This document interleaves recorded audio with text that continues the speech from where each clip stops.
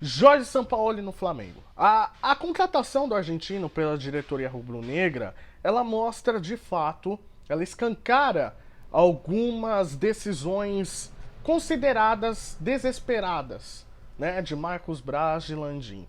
Acho que a vinda do Sampaoli, a negociação do contrato tem muito a dizer, tá, com esse momento passado causado por ele mesmo, tá bom? Por ele mesmo, Flamengo. Ou seja, a diretoria ela tem muita culpa no que está acontecendo.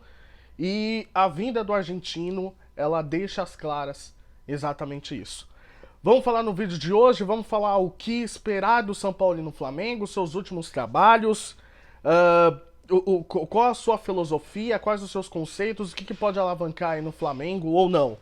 Né? Mas antes de tudo, exercício de sempre, se inscreva no canal, mande o vídeo para aquele seu amigo flamenguista, tá bom?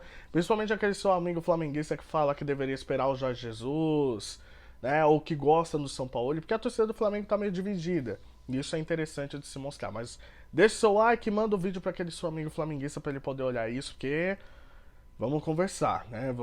Tem algumas coisas que a gente precisa botar as claras aqui. Bom, a diretoria do Flamengo, nessa negociação, desde a queda do Vitor Pereira, que fez um péssimo trabalho, acho que todo mundo está de acordo nisso, agiu de forma rápida, né? Entrou em contato com o Jorge Jesus vazou aquele áudio, né, considerado vazado, falando que para o Flamengo poder contratá-lo teria que esperar até o final da temporada, até o final do mês de maio.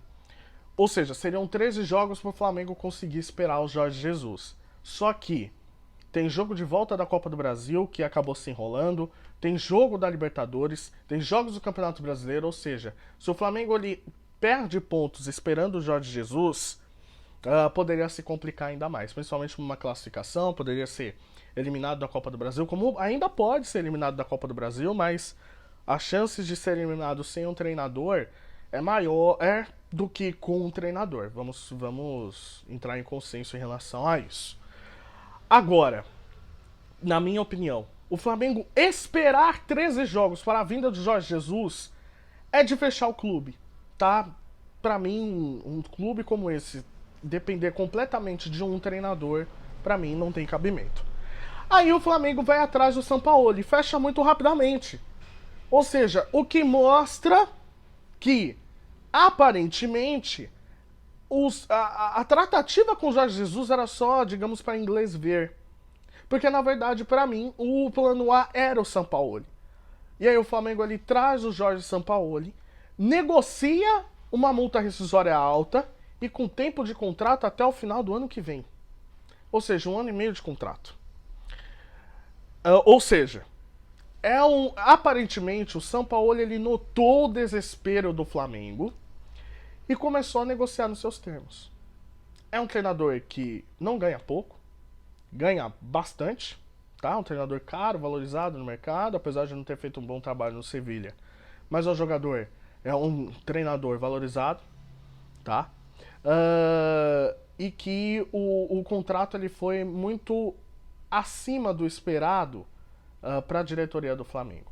Mas quem está em desespero não tem condições de negociar. E aí que entra o X da questão. O Sampaoli é que vai distar as cartas. Porque é tudo ou nada.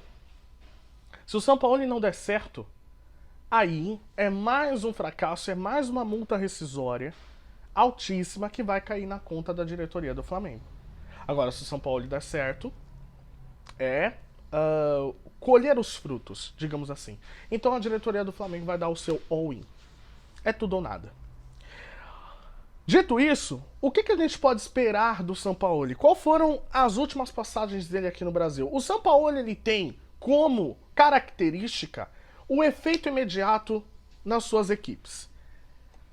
Ou seja, o Santos no Santos, ele teve um time muito mais modesto. Era aquele time sim que tinha Lucas Veríssimo, que tinha Gustavo Henrique em grande fase, que era o Vanderlei, depois ele trouxe o Everson, Marinho, Soteldo, Eduardo Sacha, Carlos Sanches.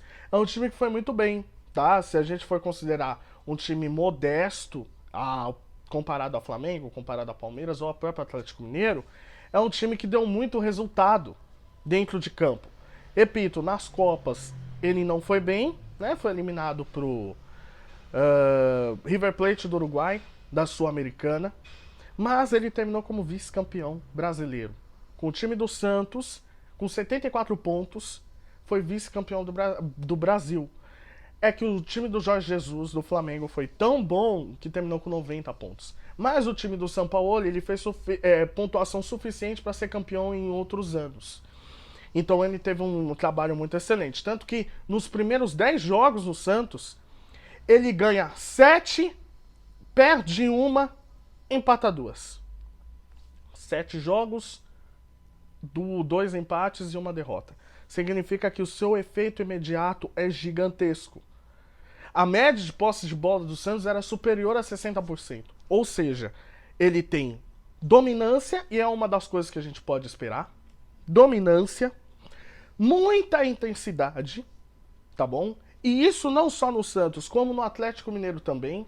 Ele chega, ele recebe aquele time do Dudamel, que foi eliminado pelo Afogados, né? Mas era um time do Dudamel, do Atlético, que não tinha padrão, não tinha identidade. Então ele começa a botar suas caras. Que é aí que vem, ele bota muita intensidade, ele tem o chamado amor pelo balão, ou seja, é um técnico que tem muita posse de bola.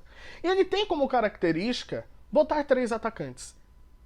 Ou seja, são 2 jogadores abertos pelos lados, principalmente aqui no Brasil, como ele jogou. 2 jogadores abertos pelos lados e um jogador centralizado, não fazendo aquele papel de centroavante parado.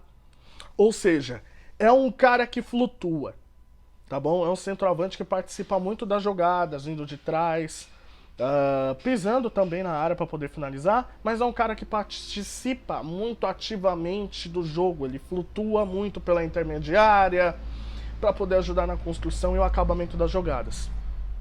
O que a gente pode abrir o olho em relação ao Pedro. Por quê? Porque como o São Paulo ele joga com esses extremas, né, esses pontas, não se sabe se o Gabriel pode ser deslocado para uma das pontas ou se o Gabriel passa a fazer essa função de um centroavante mais solto, ou se o Pedro vai virar reserva, ou se o Pedro vai fazer essa função, enfim. A verdade é que o São Paulo atua dessa forma. Outra coisa, ele faz alternância de peças e alternância de formação. Por mais que ele tenha amor à posse de bola, marcação alta, pressionar, ele às vezes joga com 3 zagueiros. No Olympique de Marseille, ele jogou com 2 atacantes, tendo 2 alas abertos. Ou seja, pelo menos com 2 jogadores abertos ele joga. E 1 ou 2 jogadores ali atuando naquela faixa mais intermediária, fazendo aquele papel ali de centroavante.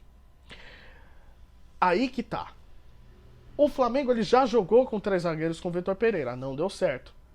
E o Sampaoli é um cara, repito, que exige alta intensidade. Ou seja, vamos começar a olhar o trabalho físico dos preparadores do Flamengo. Porque o que mais pega desde o final do trabalho do Dorival é a queda física do time, principalmente no segundo tempo. O time cansa muito, tá? Então o Flamengo ele não consegue seguir com aquele padrão de jogo, muito volume, marcação, porque ele tem uma queda física gravíssima. Com o São Paulo ele precisa ser feito isso. E outra é a rodagem de jogadores. Ele raramente repete, por exemplo, 3, 4 partidas seguidas a mesma escalação. Não, ele faz rodagem de elenco. Então ele troca algumas peças. Então é normal que esses chamados nomes consagrados do Flamengo não vão atuar todos os jogos. E é aí que a gente vai para o último passo. A gestão em relação de elenco. Aí que está um erro gravíssimo do Sampaoli. Porque em todos os trabalhos que ele saiu, ele não saiu bem. Ele saiu brigado. No Olympique, quando ele viu que a diretoria estava começando a fazer coisas erradas ou fazer coisas que ele não concordava, ele saiu. No Santos, ele não dava nem bom dia para alguns que não faziam parte do chamado grupo ali dele de relacionamento. Ele não dava bom dia para todo mundo. Saiu brigado com a diretoria do Atlético também. Então, é um cara que ele tem as suas convicções e ele não tem tanto papa na língua, digamos assim. Diferente do Dorival. O Dorival, ele já é um cara mais paizão, que traz o grupo para ele para conversa. O Renato também é assim, Renato Gaúcho. Agora o São Paulo não. Não tem conversa com ele. Então o que a gente pode esperar é um Flamengo com alternância de peças, com alternância de escalação, com mudança de formação, mas sempre visando 3 atacantes, sempre visando um meio-campo forte e um Flamengo muito intenso que marca lá em cima. Então, vamos ver como é que vão se comportar os nomes consagrados do Flamengo, já que vão ser constantemente substituídos ou não vão começar sendo os titulares. Vamos ver a preparação física e vamos ver o desempenho. Por quê? Porque o Sampaoli tem como objetivo o resultado imediato. Então já vamos começar a ver nos 2 próximos jogos uma mudança e dominância do Flamengo muito grande. Eu acredito que por esses elementos o Flamengo tende a dar muito certo se encaixar taticamente o grupo comprar a ideia.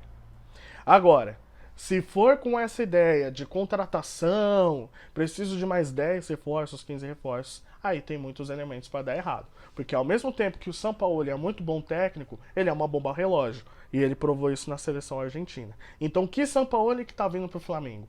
É o Sampaoli da seleção argentina ou é o Sampaoli do Santos, do Atlético Mineiro? Ou da Universidade do Chile, da seleção chilena, que fez bons trabalhos? Resta a gente ver. Tem muito para dar certo dentro de campo. Mas será que o grupo vai comprar a ideia? Vamos ver aí nos próximos jogos. De novo, manda esse vídeo aqui pro seu amigo flamenguista para ele poder saber, se ambientar sobre São Paulo e no Flamengo. Like no vídeo, se inscreva no canal e tamo junto até a próxima. Valeu!